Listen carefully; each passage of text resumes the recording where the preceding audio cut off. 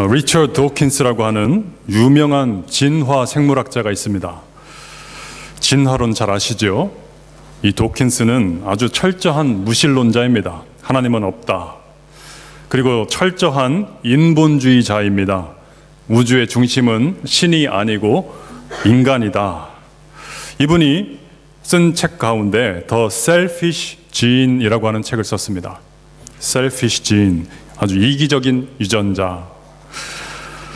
물론 이 책은 전혀 성경적인 책도 아니고 신학적인 책도 아닙니다. 신앙서적 아닙니다. 그런데 이 책은 성경이 우리에게 가르쳐주고 있는 타락한 인간의 본질적인 특성을 너무나 과학적으로 잘 설명을 해주고 있습니다. 이 책의 핵심만 말씀을 드리면, 인간을 포함한 모든 생명체는 다 유전자를 가지고 있지요. 지인이라고 하는 유전자를 가지고 있습니다. 그 유전자 자체가 이기적이다라고 하는 거죠. 어떻게 이기적이냐? 내 생존을 위해서, 혹은 내 자식, 내 후손들의 번성을 위해서 싸우고 빼앗고 경쟁하고 어떻게 해서든 이기려 하는 그 유전자를 가지고 있다라고 하는 거죠. 그러면 가끔 남을 돕거나 이타적인 행동을 보일 때도 있지 않습니까? 그것은 어떻게 해석을 하는가? 이분은 이런 설명을 덧붙입니다. 그 이타적인 것 또한 나에게 혹은 내 자식, 내 후손들에게 유익이 되기 때문에 이타적인 것처럼 보이는 행동을 하는 것이지, 실제로 다른 존재를 돕거나 선의를 가지고 돕는 것은 아니다. 이것이 이 책의 핵심 내용입니다. 인간은 철저하게 이기적으로 살아갑니다. 인간은 본능적으로 나 중심, 나의 행복, 나의 기쁨, 나의 만족을 위해서 이기적으로 살아갈 수밖에 없는 그런 존재입니다. 타락한 인간 본성의 결과입니다. 에덴 동산에서 그 첫 인간들이 이 이기적인 본성을 적나라하게 보여주지요. 아담과 하와가 여러분 왜 선과 악을 알게 하는 그 나무의 열매를 먹었나요? 결코 이타적인 선택이 아니었습니다.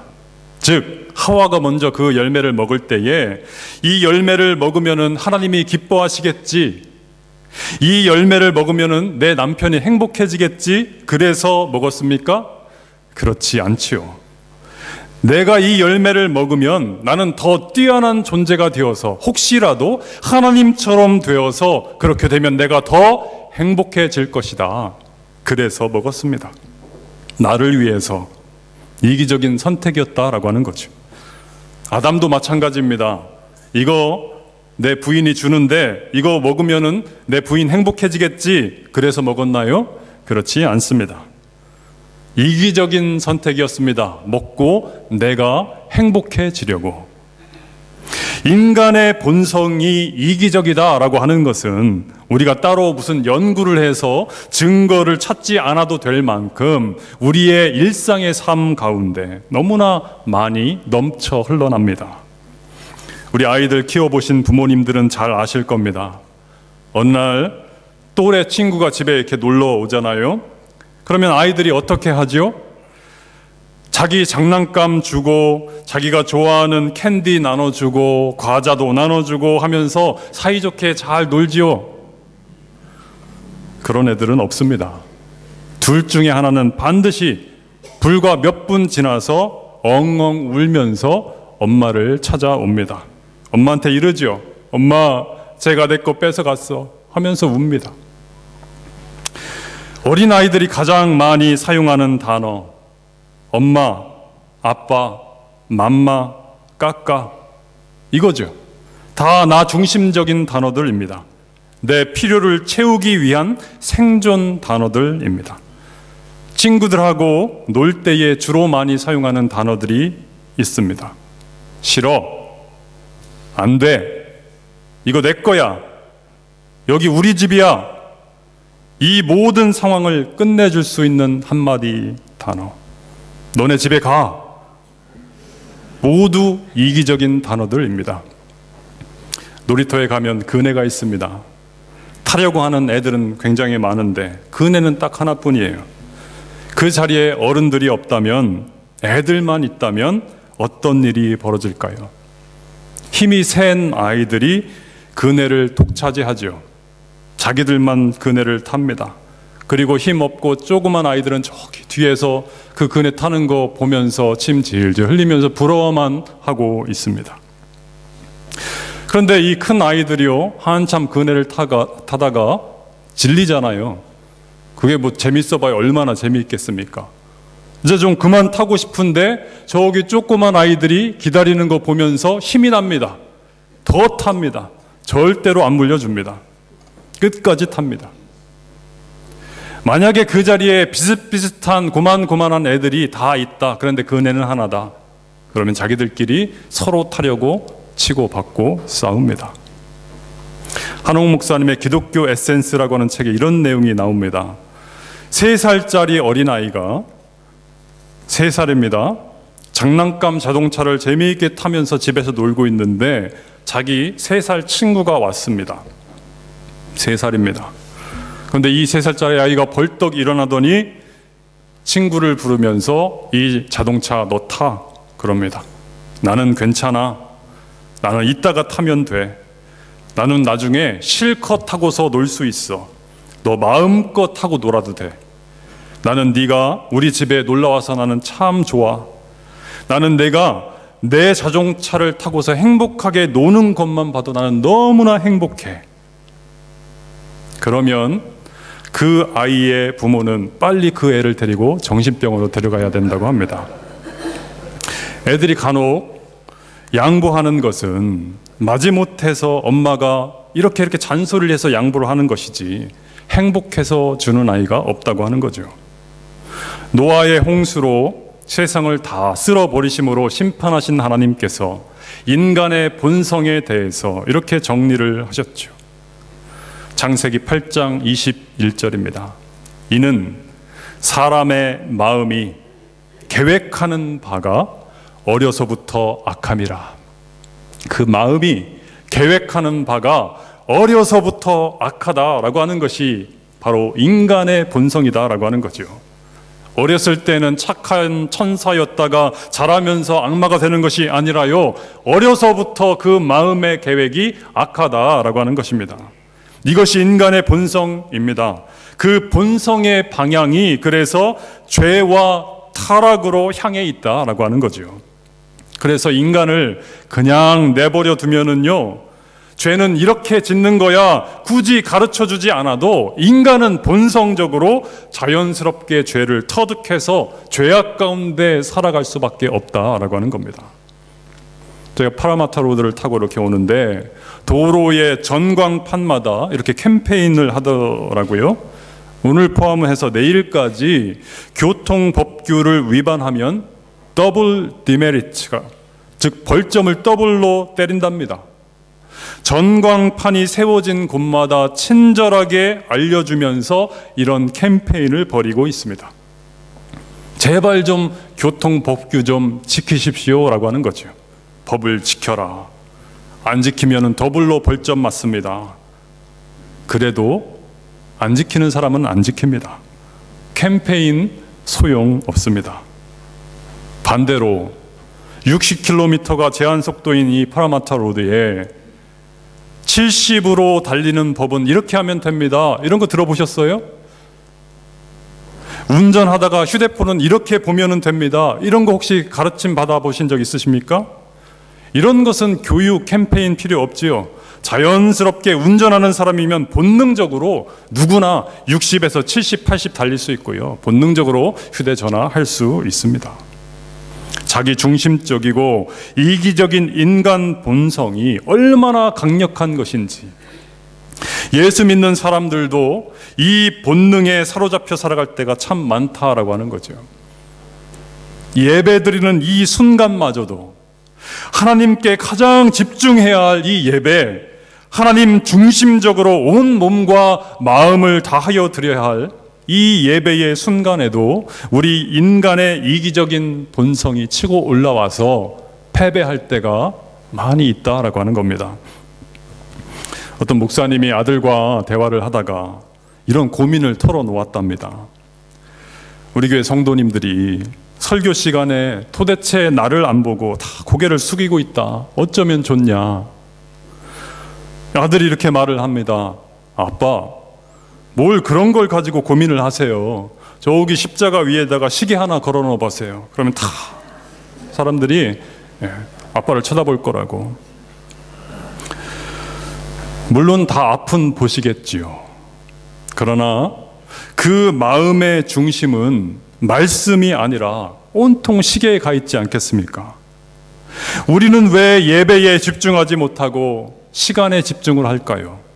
우리는 왜 예배에 집중하지 못하고 카톡 왔나 안 왔나 이것에 자꾸만 신경이 쓰일까요? 우리는 왜 예배에 집중하지 못하고 이 세상에 있는 다른 생각들이 자꾸만 내 마음을 채우고 있을까요? 왜 하나님께 집중하지 못하고 나의 일, 나의 기분, 나의 감정에 집중을 할까요? 우리의 이기적인 이 본성에 굴복하는 순간 누구나 다 그렇게 된다고 하는 거죠. 저도 마찬가지입니다. C.S. 루이스가 지옥으로 가는 길에 대해서 이렇게 묘사를 합니다. 지옥으로 가는 길은 밋밋한 내리막길이다. 그래서 사람들은 그 길을 기분 좋게 내려간다. 밋밋한 내리막길이랍니다. 낭떠러지가 아니고요. 무서워서 그럼 내려가지 않겠죠. 밋밋한 내리막길, 그래서 몸을 맡기면 자동적으로 내려가는 길, 지옥의 길. 인간을 지옥으로 보내는 길은 그냥 가만히 내버려 두면 된다고 하는 겁니다. 만약에 오르막길이라면 힘들게 푸시해 가면서 한 걸음 한 걸음 내디뎌야 되겠지요. 그렇게 해서 올려보내야 될 텐데 그냥 내버려 두면 자동적으로 밋밋하게 그냥 편안하게 즐기면서 기분 좋게 걸어가다가 결국은 꼴이라는 그 길이 바로 인간 본성의 길이요 지옥의 길이다라고 하는 겁니다. 인간 본성을 따르는 길, 내리막길의 반대의 길은 어떤 길이겠습니까? 그 길은 하나님의 길이요, 그 길은 말씀의 길이요, 그 길은 성령께서 원하시는 길이요, 예수 믿는 사람들이라면, 우리 교회 다니는 사람들이라면 반드시 걸어 올라가야 할 길이다라고 하는 거죠. 교회는 태생적으로 이타적일 수밖에 없습니다.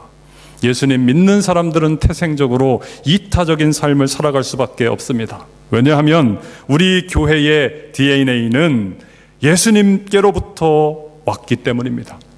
교회의 머리는 바로 예수님이시기 때문입니다. 예수님의 그 이타적인 십자가 희생과 그 사랑, 그 위에 교회가 세워졌습니다. 교회가 믿고 따르는 이 성경책, 여러분 성경책 읽으면서 이기적으로 살지니라, 너는 너만 생각할지니라, 너만 행복하면 다 되느니라, 이런 말씀 혹시 읽어보셨습니까? 없습니다. 성경은 본질적으로 이타적인 사랑의 결정체입니다. 예수님에 대한 메시지이기 때문이죠. 우리 오늘 본문 말씀을 다시 한번 같이 읽어보겠습니다. 24절, 25절 말씀 같이 읽겠습니다. 시작. 서로 돌아보아 사랑과 선행을 격려하며 모이기를 패하는 어떤 사람들의 습관과 같이 하지 말고 오직 권하여 그날이 가까움을 볼수록 더욱 그리하자. 아멘. 오늘 우리가 읽은 이 본문 그 단어들을 하나하나 한번 살펴보십시오. 어느 하나 개인적이거나 이기적이거나 자기 중심적인 것이 없습니다. 먼저 서로 돌아보라고 하는 거죠. 봐도 못 본 척 하고 지나가는 것이 아니라 돌아보라, 적극적으로 돌아보라. 여러분, 이 돌아보라라고 하는 헬라어는요, 카타노에오라고 하는 단어입니다. 카타노에오. 이것은 한번 쓱 보고 스쳐 지나가는 것이 아니라 이 카타노에오 속에는 어떤 의미가 있냐면 concentrate이라고 하는 의미가 있습니다. 그 사람을, 어떤 대상을, 우리의 이웃을 집중하여 보다. 누군가에게 관심을 갖는 것 참 부담스럽죠. 누군가 또 나에게 자꾸만 관심 있어 하는 것, 이것도 참 부담스럽습니다. 인간의 이기적인 본성입니다. 우리가 사는 시대가 바로 이 본성들로 넘치는 시대입니다. 그러나 성경은 쉬운 내리막길에 몸을 맡기지 말고 거슬러 올라가라고 우리에게 말씀하십니다. 그것이 예수 믿는 사람이요, 그것이 교회다라고 말씀하십니다. 못 보던 분이 만약에 있다면, 그분과 마주친다면 미소와 함께 한마디 이렇게 인사말 건넬 수 있지 않겠습니까? 안녕하세요, 반갑습니다, 식사 맛있게 하세요, 떡 맛있게 드세요. 조금씩 서로에 대해서 알아가면서 참된 교회의 모습이 만들어져 간다라고 하는 거죠. 서로 돌아보아. 그 다음은 뭐라고 말씀합니까? 사랑과 선행을 격려하며. 사랑과 선행을 격려하라. 여기 격려하며 라고는 이 단어도 굉장히 중요한 단어입니다. 파로쿠스모스라고 하는 헬라어입니다. 파로쿠스모스. 이 단어 속에는 그냥 단순한 격려가 아니에요. 사랑하십시오, 잘하고 있습니다, 잘하고 있습니다, 선한 일 하십시오, 이런 격려가 아니고요, 이런 차원이 아니고요, 열심히 달리고 있는 그 말에 더욱 박차를 가하여 더 빨리 달리도록 하는 그런 의미가 담겨 있는 단어, 파로쿠스모스라고 하는 단어입니다. 이 정도면 됐지, 이 정도 섬겼으면 됐지라고 하는 이런 마음이 들 때에 거기서 멈추지 말고 더 박차를 가하여 사랑을 하십시오, 거기서 멈추지 말고 더 열심히 선을 행하십시오 라고 하는 단어, 격려하며. 한 선교단체 특강 시간에 강사 목사님이 질문을 합니다. 그리고 이제 성도님들이 대답을 하겠지요. 그 대답을 한 성도님을 향해서 같이 듣고 있는 청중들로 하여금 격려와 칭찬의 박수를 쳐주기로 이렇게 했습니다. 강의가 시작이 되었고 목사님이 질문을 했고 거기에 대해서 누군가 대답을 했습니다. 그리고 박수하니까 의례껏 이렇게 박수를 쳤습니다. 그랬더니 강사 목사님이 아니 박수가 그게 뭐냐고, 지금 잘했다고 칭찬하고 격려하고 이분을 축복하자고 지금 박수를 쳐주는 건데 우리 예수 믿는 사람들이 진심을 다해서 열렬하게 박수를 보내줘야 되지 않겠냐고 이렇게 말씀을 하셨다고 하는 거예요. 그 다음부터는 질문에 답을 하는 분을 향해서 그 모인 분들이 정말 우레와 같은 박수를 보내주었답니다. 손바닥이 아프도록. 놀랍게도 박수 소리 하나로 분위기가 확 달라지더랍니다. 1시간 정도 강의가 진행이 됐는데 나중에는 누가 시키지도 않았는데 박수만이 아니라요, 그를 향해서 환호성도 보내고 칭찬과 격려의 환호성을 보내고 박수를 쳐주는, 마치 무슨 축구장에서 한일전 응원하는 것 같은 그러한 분위기가 되더라라고 하는 거죠. 그 이전과는 분위기가 완전히 달라지더랍니다. 박수만 열심히 쳐도요.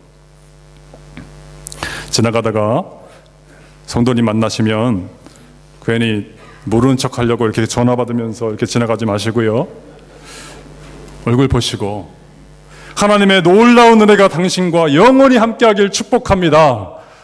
이거는 좀 과하잖아요. 이거는 과하고 이렇게까지는 안 해도 됩니다.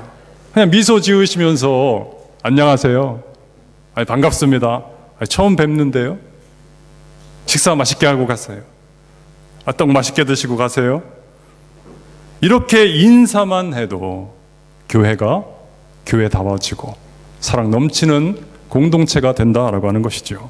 나 중심적이고 이기적인 내 본성은 인사하기 싫어합니다. 다른 사람에 대해서 관심 갖기 싫어합니다. 나의 본성입니다. 내리막길입니다. 그러나 하나님이 우리에게 원하시는 것은 오르막길, 교회가 교회다워지는 것. 25절을 같이 읽겠습니다. 25절 시작. 모이기를 패하는 어떤 사람들의 습관과 같이 하지 말고 오직 권하여 그날이 가까움을 볼수록 더욱 그리하자. 아멘. 모이기를 패하는 어떤 사람 습관과 같이 하지 말고 무슨 소리입니까? 열심히 모여라 라고 하는 거죠. 모여라. 초대교회 때 로마 정부가 교회를 박해하기 시작합니다.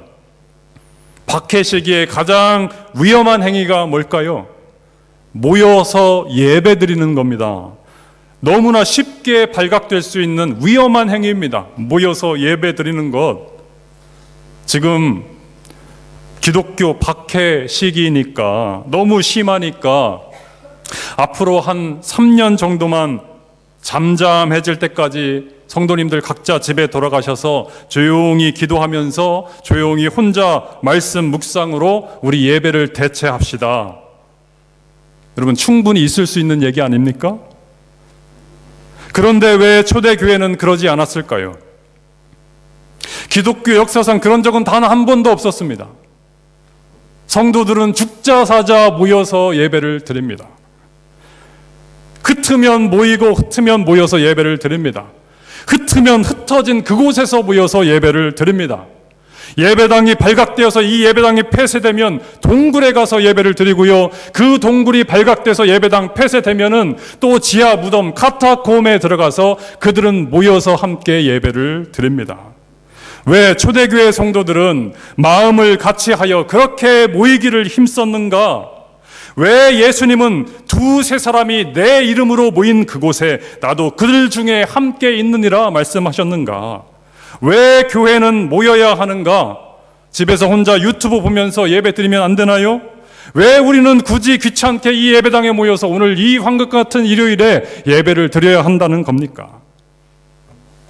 그것은 하나님께서 교회를 모이는 공동체로 만드셨기 때문입니다. 그것은 하나님께서 예배라고 하는 것을 모여서 드려라 라고 하는 것으로 만드셨기 때문입니다. 교회가 곧 모임이요, 예배가 곧 모임입니다. 이것에 동의하지 않는다면 마치 이런 것과 같습니다. 하나님이 나를 사람으로 만드셨는데 나 사람하기 싫어요. 나는 나무가 될래요. 나는 강아지가 될래요. 1 더하기 1은 2인데 1 더하기 1은 왜 꼭 2가 되어야 됩니까? 나는 3이라고 생각합니다. 나는 4라고 생각합니다. 교회의 본질은 모이는 것이고요. 예배의 아이덴티티는 모이는 것입니다. 하나님이 그렇게 만드셨습니다. 우리가 자꾸 모여서 만나고 모여서 교제하고 떡을 함께 떼면서 커피도 마시고요. 함께 말씀을 나누고 함께 모여서 예배를 드릴 때 우리의 영혼이 점점 건강해집니다. 영혼이 건강해진 성도들이 모이는 그 공동체, 그 교회, 건강한 교회가 되는 거죠. 그래서 성도 여러분, 선교회 모임도 열심히 참여하시고요. 그 다음에 구역, 왜 우리가 구역 이렇게 조직을 해줍니까? 구역 모임 열심히 참여해야 됩니다. 식사도 맛있게 드시고요.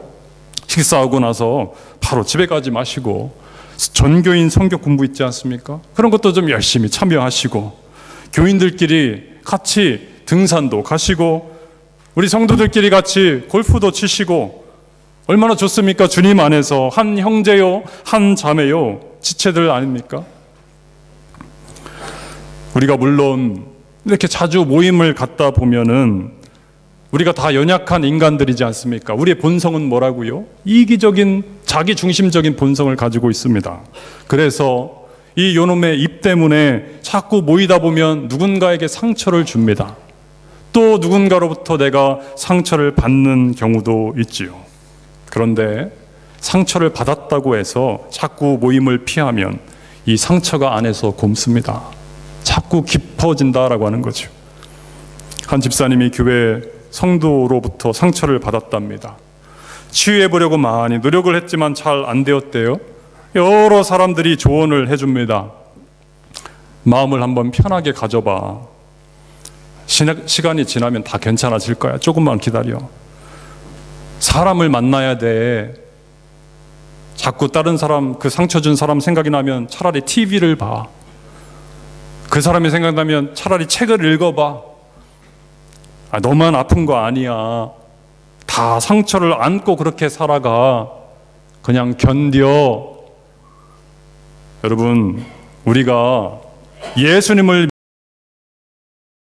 믿는 것이 상처를 안고 그냥 그렇게 견디면서 살라고 믿는 것이 아니지 않습니까?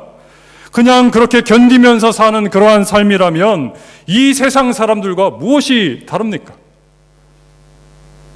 예수님께서 우리를 당신 자녀로 삼으시고 십자가 이 보혈로 우리를 덮어주신 이유는 우리로 하여금 온전한 치유의 삶으로 인도해 주시기 위해서 예수님이 우리 가운데 오신 것입니다. 혹시 성도 여러분 가운데 마음에 무거운 짐을 가지고 살아가시는 분 계십니까? 마음에 상처를 안고 살아가고 계신 분 계십니까? 풀리지 않는 어떤 답답한 인생의 문제로 괴로운 시절을 지나고 계신 분 계십니까? 주님께 맡겨드리십시오. 우리 주님은 살아계셔서 여러분 가운데 계십니다. 우리 주님은 그것을 위해서 이 땅 가운데 오셨어요. 그것을 우리가 믿을 때에 우리 안에 계신 예수님께서 우리 안에 치유를 시작하십니다. 이 사실을 믿을 때에 우리 주님은 바로 모든 것을 넉넉하게 이길 수 있는 힘을 우리에게 더하여 주십니다. 우리가 예수님 바라볼 때에 주님께서 우리의 이기적인 본성을 이길 수 있는 힘을 주시고요, 그것으로 끝이 아닙니다. 우리 안에 계신 성령님께서 오늘 이 말씀처럼 서로 돌아볼 수 있는 능력, 사랑과 선행을 격려할 수 있는 능력, 모이기를 패하는 것이 아니라 모여서 함께 예배하며 하나님께 영광 돌릴 수 있는 그러한 삶으로 우리를 인도하여 가신다라고 하는 거죠. 우리 성도 여러분은 축복합니다. 성령 충만하십시오. 예수님을 바라보십시오. 우리 성도 여러분의 인생을 통하여 여러분의 가정이 회복되고 우리 교회가 건강해지며 여러분이 가는 그 모든 곳이 그리스도의 이타적인 사랑의 향기로 가득 넘치는 복된 곳이 되기를 주님의 이름으로 축원합니다. 기도하겠습니다.